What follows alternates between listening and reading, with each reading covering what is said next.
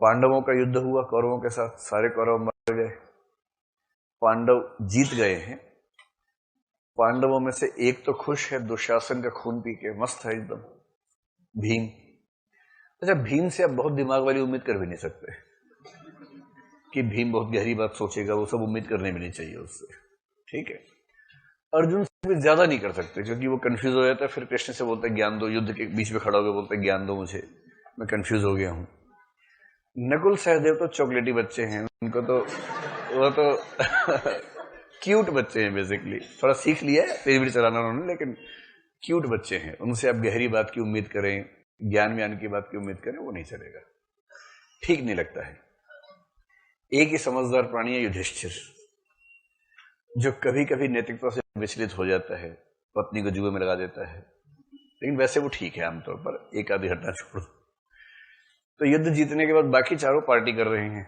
Draupadi party कर रही है, उसको शैम्पू मिल गया अपने बाल धोने के लिए। उसने कहा था कि मैं दुशासन के खून से ही बाल धोऊंगी अपने, तो उसको शैम्पू मिल गया, आज कंडीशनर मिल गया, तो अपने बाल धो के खुश है आज वो। तो ये चार प्लस उनकी पत्नी द्रौपदी, ये सब खुश है।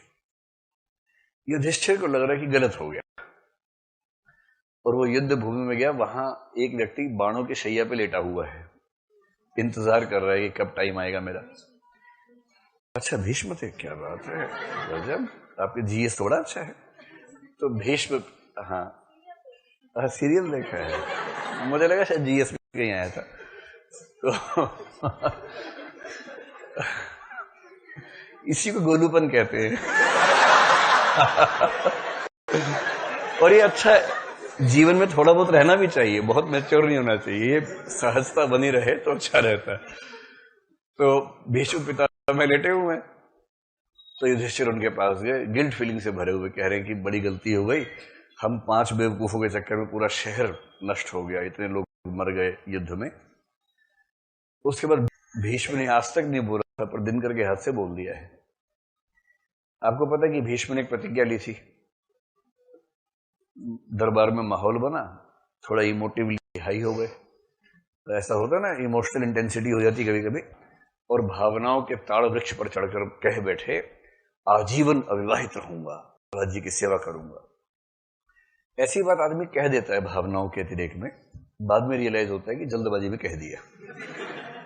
सामान्य सी बात है, किसी को भी ऐसा लग सकता है, इंसान तो इंसान ही है। तो दिनकर को बड़ी खलबली मची हुई थी इस बात से कि ऐसा कोई कैसे कर सकता है, एक दुर्योधन जैसे मूर्ख आदमी की सेवा करने के लिए कोई अपना जीवन क्यों खराब करेगा। तब दिनकर के मुंह से कहलवाया है, न था मुझे विश्वास कर्म से स्नेह श्रेष्ठ सुंदर है, कोमलता की लौ व्रत के आलोकों से बढ़कर है। ये कुरुक्षेत्र की पंक्ति है, भीष्म कह रहे हैं कि मुझे विश्वास नहीं था कि प्रेम की दुनिया कर्तव्य की दुनिया से बड़ी और ज्यादा अच्छी दुनिया है।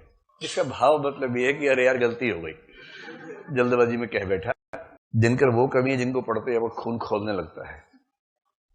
खून खोलाना हो किसी का बीपी लो रहता हो ना, उसको बोली दिनकर पढ़े। दिनकर पढ़ने से बीपी बढ़ाने की जरूरत नहीं पड़ती अलग से, वो खुद ही बढ़ा देते हैं, उनका बड़ा अच्छा तरीका है। और किसी का बीपी बहुत ज्यादा रहता हो तो उसके लिए भक्ति काल का साहित्य है, वो तुलसी को पढ़े, सूर को पढ़े, तो उसका बीपी लो हो जाता है। तो हिंदी साहित्य का जीवन में बहुत उपयोग है। मेडिकल साइंस से भी इसका बहुत उपयोग हो सकता है। तो दिनकर ने एक बात लिखी, वो गांधी जी को थोड़ा नापसंद करते थे, गांधी जी अहिंसा ज्यादा बोलते थे, और दिनकर को लगता था कि बिना हिंसा के मजा ही नहीं आता है, युद्ध मतलब हो जाना चाहिए। युद्ध के माध्यम से जो कमजोर किस्म की स्पीशीज है हमारी, वो छंट जाती है और केवल कायदे के लोग बचते हैं, तो युद्ध बहुत जरूरी है।